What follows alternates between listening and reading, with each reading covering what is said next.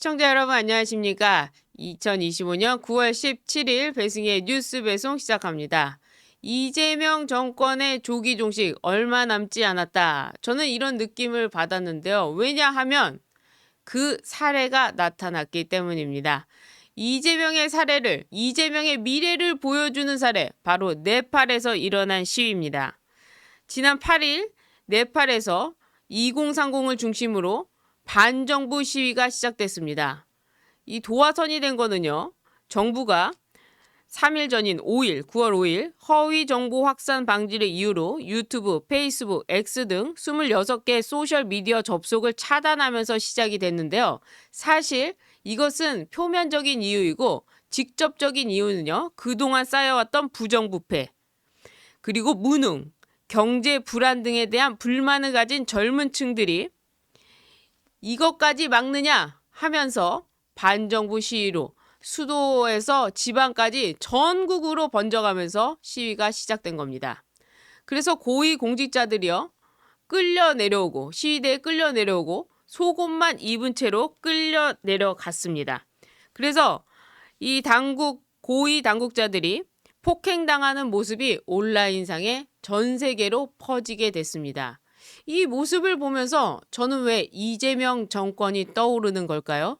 이재명이 선두에 서서 끌려 내려오고 정무수석부터 시작해서 민정수석 그리고 정청래, 추미애, 전현희 다 끌려 내려오지 않을까 그런 생각이 드는데 거기다가 지금 국민의힘에서 단단하게 결집을 해가지고요. 원내에서 나경원 의원이 법사위에서 싸워주고 있고 또 장동혁 대표도 원내에서 힘을 보태서 싸워주고 있습니다. 그리고 장동혁 대표가 힘을 합치자라고 하면서 조국 사태 6년 만에 대구를 시작으로 해서 장외투쟁을 벌입니다. 아마 전국적으로 장외투쟁이 시작될 겁니다. 그렇게 되면 부산, 울산, 경남 그리고 대전, 세종, 충청, 경기, 인천, 서울까지 쭉 이어지는 이 대규모 장애 집회가 이 국민들의 마음을 움직일 거라고 보입니다. 게다가 이번에 대변인단이 미디어 대변인단까지 만들어져서 이제 국민의힘은 한 목소리를 방송에서도 내게 됐습니다.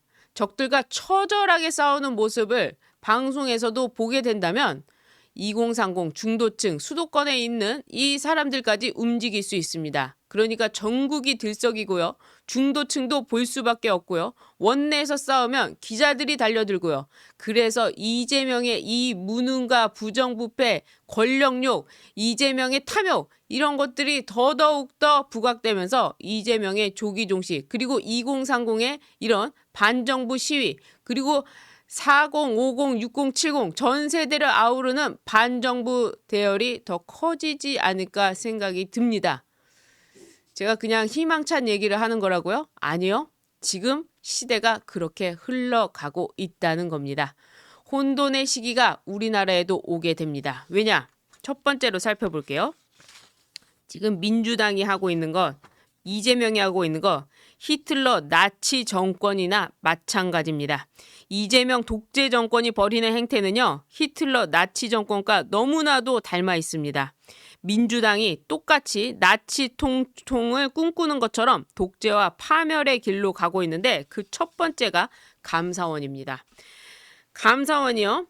40명으로 이루어진 운영혁신 TF를 구성하고 가동에 나섰는데 이재명이 임명한 정상우 신임 감사원 사무총장이 감사원 정상화 TF를 구성해서 뭘 하고 있느냐? 윤석열 정부 때 실시한 문재인 정권 관련 감사에 대한 잘못이 있었는지 없었는지를 살펴보겠다. 그러니까 윤석열 정부에서 문재인 정부 감사했던 그 공무원들을 잡아내서 그 사람들을 끌어내리겠다. 그리고 주위에 있는 감사원들한테 공무원들한테 니들 민주당이 하는 일에 감사를 하면 이렇게 될 거야. 본보기를 보여준다는 것입니다. 이 진상규명팀은 특히 전현희 국민권익위원장 비위 의혹 감사 그리고 서해 공무원 피살 사건 감사. 이거 다 박지원도 연결돼 있죠. 그리고 문재인의 그 사람들도 관련돼 있죠. 특히 이거는 문재인과 관련이 있습니다. 당시 문재인이 유엔 기조연설, 평화연설을 하겠다고 해서 이것을 감췄기 때문에 이 수사의 끝은 문재인까지 가게 돼 있습니다. 서해 공무원 피살 사건 감사. 그리고 국가 통계 조작 의혹 감사. 이거는 부동산과도 관련이 있죠. 문재인이 부동산 땅값을 잡겠다면서 28개의 정책을 내놓았습니다만 아무것도 변한 게 없었죠. 그런 이 감사의 문제, 그러니까 이 수사의 끝도 결국에는 문재인을 겨냥하고 있는 겁니다. 게다가 비무장지대 DMZ 내 북한 GP 철수 이 부실 검증 의혹 감사. 이거는 완전히 북한과 내통하는 이적 행위죠. 북한은 GP를 철수하지도 않았는데도 철수했다고 거짓말을 했고요. 이 거짓말을 그대로 받아서 우리나라 군인이 이렇게 보고서까지 작성을 했습니다. 그런 감사. 그리고 사드. 정식 배치 고의 지연 의혹. 이 사드와 관련해서는 중국에다가 정보를 넘겼다는 것도 감사원의 감사 결과 밝혀졌죠. 바로 이런 감사들, 문재인 정권 때 했던 이 감사들, 대부분 이 관련자들은 수사를 받고 재판에 진행 중인 사건입니다. 바로 이 감사를 왜 감사했느냐라고 하면서 감사원의 40명의 TF 진상규명팀이 제대로 감사를 했는지 살펴보겠다고 나서고 있습니다. 이게 바로 히틀러 독재 정권이 벌이는 것과 무엇이 다릅니까? 문재인 때 있었던 적폐몰이 2, 그 시작이 되는 게 바로 이 감사원의 감사입니다. 또 행정안전부에서는요. 지난 12일부터 서울시, 부산시 등 국민의힘 시도지사가 있는 일부 지방자치단체에 대해 12.3 비상계엄에 참여했는지 이것을 진상조사하고 있습니다. 이곳은요. 민주당이 다음 지방선거에서 자신들이 탈환하겠다 하는 지역입니다. 유정복 인천시장 벌써 경찰에서 압수수색했죠. 김진태 강원도지사 이번에 강원도 강에서 이재명이 타운홀 미팅 그래서 서로 강원도민과 이야기하는데 강원도지사 말을 못하게 했죠. 이건 완전히 관권 선거죠. 그럼에도 불구하고 김진태 강원도지사를 또다시 계엄에 동의했다라고 하면서 특검에서 수사를 하려고 하고 있습니다. 오세훈 시장 마찬가지죠. 그리고 부산시 박형준 시장도 마찬가지입니다. 이렇게 행정안전부에서도 여기를 감시하고 있습니다. 이게 뭡니까? 히틀러식 발상 아닙니까? 마음에 안 들면 어떻게 해서든 내보내겠다. 겉으로는 법적인 절차를 지키고 있는 것 같지만 실제 그 내용 안에 들어가 보면 법적인 절차를 지키고 있지 않은 히틀러식 방식이라는 겁니다. 그리고 일부 부처 감사원은요.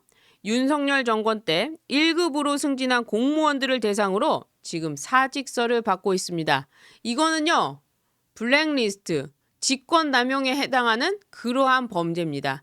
그런데 마치 아닌 것처럼 그때 그 판례를 원용해서 그 판례에 걸치지 않게끔 한번 해보는 건 어때? 라고 하면서 권유하면서 1급에 있는 사람들, 윤석열 정부 때 승진했던 사람들을 지금 다 내보내는 작전을 쓰고 있습니다.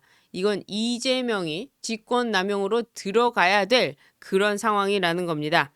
이렇게 감사원부터 행정안전부 그리고 정부 일부 부처에서 지금 광범위하게 사람들을 교체하고 있습니다. 자, 사람들을 교체하는데 사법부라고 다를까요?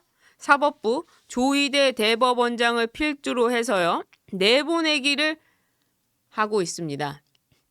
조희대 대법원장에 대해서는 탄핵까지 운운하면서 나가라고 하고 있고요. 그리고 밑에 안 보이는 사람들, 그러니까 1심, 2심, 가장 중요한 영장 담당 판사, 영장 전담 판사 이런 곳에 자기들 사람을 심으려고 하는 것이죠. 그래서 인사 이동을 막 시키려고 하는 겁니다. 그리고 법원장 자리, 또 가장 중요한 법원 행정처 자리, 이런 좋은 자리에 자경화된 인물을 보내가지고 자기들 마음대로 재판도 하려고 히틀러식 나치 정권 따라가고 있는 겁니다. 그런데 이 대법원에 조희대를 내보내려고 하는 사람들 제일 먼저 들고 나온 게 추다르크 추미애입니다. 이 추미애가 지난 14일 자신의 페이스북에 법원은 내란범 구속 취소로 내란 세력의 간을 키웠다. 조 대법원장은 책임지고 물러남이 마땅하다라는 글을 쓰면서 선두로 치고 나왔습니다. 이게 문제가 되니까 대통령실에서는 처음에는 원칙적으로 동의한다고 했다가 또 아니라고 했다가 속기록까지 지웠다가 말았다가 왔다 갔다 하고 있다가 이제 우상호 정무수석까지 나와가지고 우리는 대법원에는 관련이 없어요. 사법부의 독립을 지켜야죠 하면서 수습에 나섰지만 수습이 안 되고 있죠.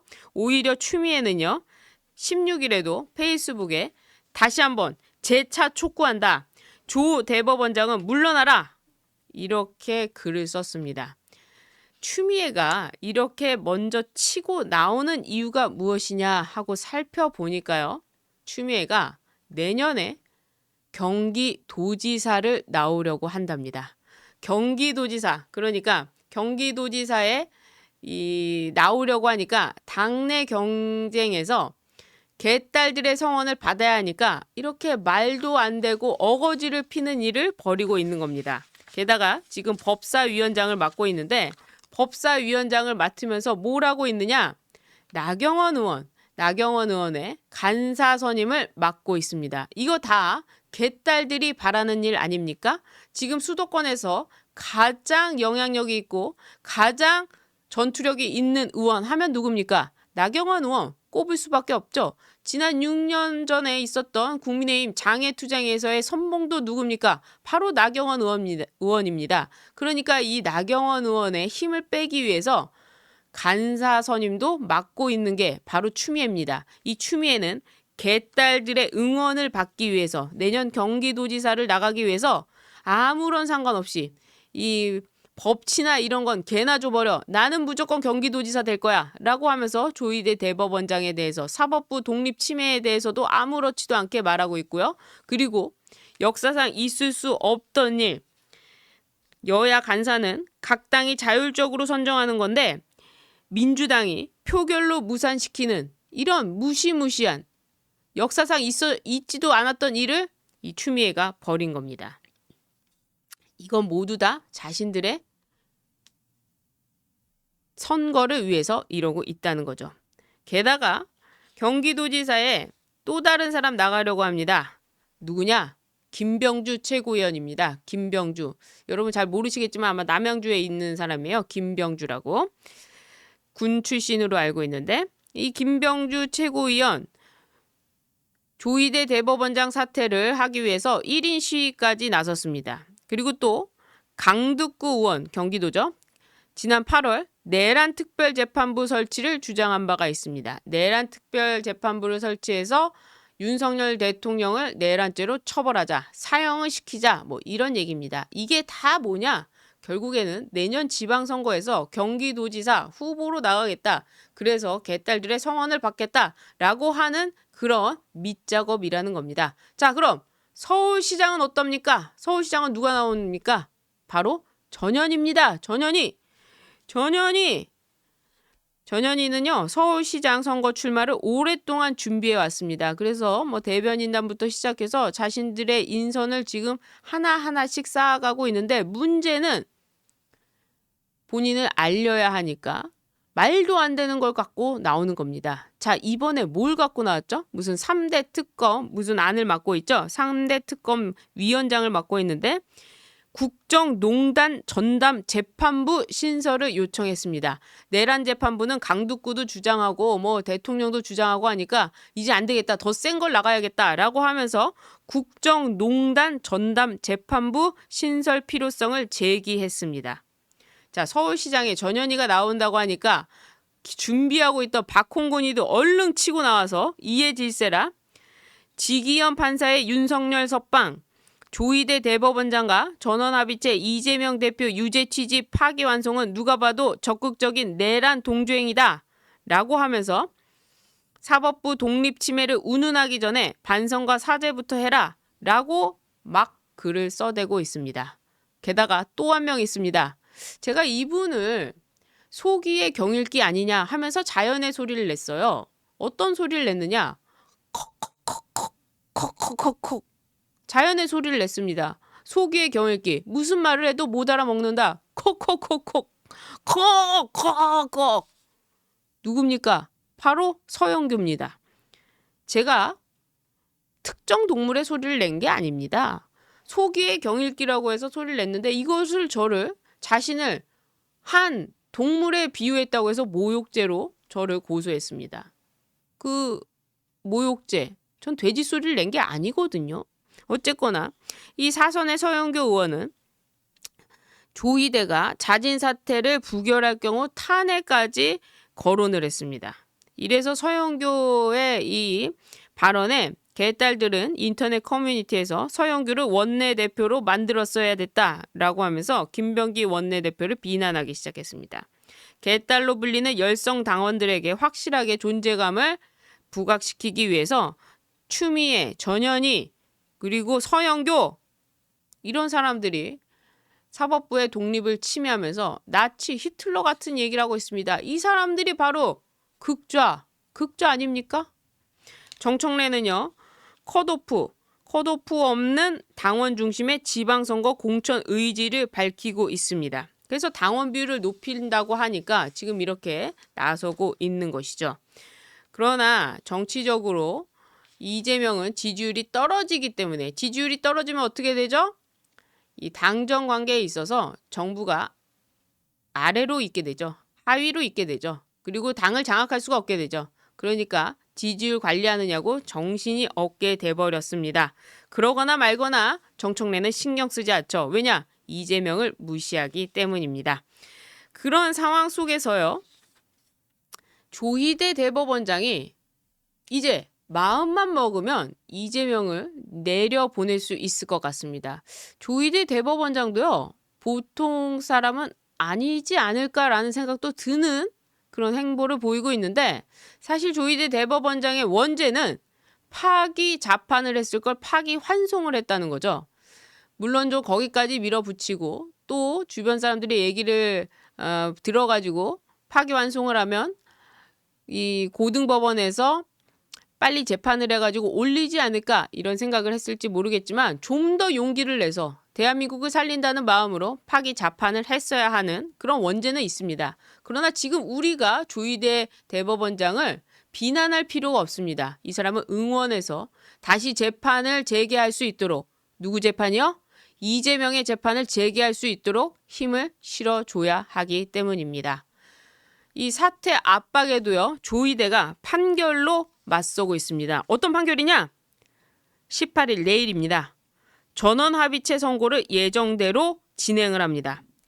그러니까 정치적인 현안과는 특별히 관계가 없습니다마는 조희대 대법원장은 이렇게 추미애, 전현희, 이재명까지 나서서 다 나가라고 하는데도 아랑곳하지 않고 전원합의체 판결을 하겠다고 합니다. 자, 이것은 어떤 시그널로 읽힐 수 있느냐?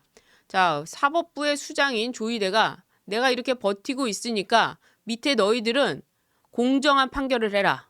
자, 그러니까 이재명의 재판, 공직선거법 지금 항소심에 있는 거 빨리 재판해라. 공직선거법에 기간이 있지 않느냐? 633. 그거 벌써 놓치지 않은 우리의 원죄가 있지 않느냐? 그러니까 우리가 원죄를 씻자. 항소심에서 돌려보내라. 대법원으로 돌려보내라. 라고 하면서 대법원이 조희대 대법원장이 이재명의 목숨줄을 쥐고 흔들 수도 있는 겁니다. 자, 이렇게 하기 위해서는요. 힘이 있어야죠. 어떤 힘이 있어야 되느냐? 바로 야당의 힘이 있어야 됩니다. 지금 야당이 어떻게 하고 있느냐? 정부 여당이 사법부를 붕괴하려는 시도에 대해 국민들께 제대로 알려야 한다라고 해서 국민의힘이 2019년 조국 사태 이후 6년 만에 대구 보수의 본진에서 집회를 하기 시작했습니다. 원내에서 싸우고 원내에서는 더 크게 싸우고 그리고 미디어에서는 미디어 대변인단이 나와서 한 목소리를 내주고 이렇게 된다면 국민의힘도 한번 해볼만 하지 않습니까? 조희대 대법원장이 버텨주고 그리고 이재명의 재판을 재개만 해준다면 이 나라 분명히 바뀔 수 있습니다. 장애투쟁의 성과는요. 지방선거에서도 더 빛을 발할 거라고 생각합니다. 빛을 볼 거라고 생각합니다. 대구를 시작으로 해서요. 대구, 부산, 울산, 강원, 충청, 세종, 대전, 경기, 인천, 서울까지 계속해서 이어지는 이 장애투쟁 그리고 원내에서 싸워주는 원내투쟁 나경원 의원을 필두로 해서 원내에서 법사위에서 끝까지 싸워주고 그리고 대정부질이 지금 하고 있는데 여기서 정부를 압박하고요. 앞으로 있을 국정감사에서 증인들이 나와서 민주당을 격파하고요. 그리고 국민의힘이 날카로운 질문을 통해서 정부 사람들 그러니까 이재명 정부 때 임명됐던 사람들을 날카롭게 비판하고 지적하고 이렇게 한다면 못할 것도 없지 않습니까? 거기다가 방송에 나가는 미디어 대변인단들이 확실하게 싸워준다면 그래서 한동훈계가 방송에 못 나오고 한동훈계는 뭐 말도 필요 없죠. 이런 사람들 안 나오게 된다면 어떻게 되겠습니까? 그런 점에서 우리가 지금 이렇게 기죽을 필요가 없다. 오히려 지금부터 시작이다. 이런 생각이 듭니다. 그리고요. 지금 MZ세대 그러니까 젠지 혁명이 일어나고 있는 네팔을 보면요. 2030을 탄압했기 때문에 그런 네팔의 시위가 일어나지 않았습니까? 자유대학 학생들 그리고 2030이 자발적으로 모여 명동에서 반중 시위를 하고 있습니다. 근데 명동에서 반중 시위를 막았는데 오히려 명동에 가니까요. 명동에 반중 시위를 하는데 외국인들이 하이파이브를 해주고 더 신나고 춤추면서 노래하고 반중 시위가 더 페스티벌화 되고 있습니다. 그러니까 축제가 되고 있습니다. 그래서 이번에는요. 반중 집회를 대림동에서도 합니다. 자, 그런데 경찰이 대림동 반중 집회를 막는다고 합니다. 이렇게 되면 어떻게 될까요? 아마도 우리나라에서도 젠지 혁명 2030을 중심으로 반정부 시위 혁명이 일어날 수도 있다. 이렇게 보입니다. 이재명 정권은요. 트럼프 대통령한테도 사기를 쳤고 국민들한테도 사기를 치고요. 그리고 부정부패로 만연할 겁니다. 자기들의 이익밖에 보이지 않기 때문에 이춘석 의원같이 이 보좌관의 명의를 이용해서 수십억 원의 차명으로 주식을 투자한 것, 이 사람만이 아닐 겁니다. 그런 점에서 이 부정부패한, 부패한 권력에 대한 반정부 시위가 점점점 커질 거라고 생각합니다. 여러분 어떠십니까? 이재명의 앞날 끌려 내려오는 네팔 고위 공직자처럼 보이지 않습니까? 그런 점에서 오늘 방송 여기까지 하도록 하겠습니다. 나가시기 전에요. 구독 버튼 눌러주시고 좋아요 버튼, 응원의 댓글도 많이 남겨주시길 부탁드립니다. 시청해주신 여러분 고맙습니다.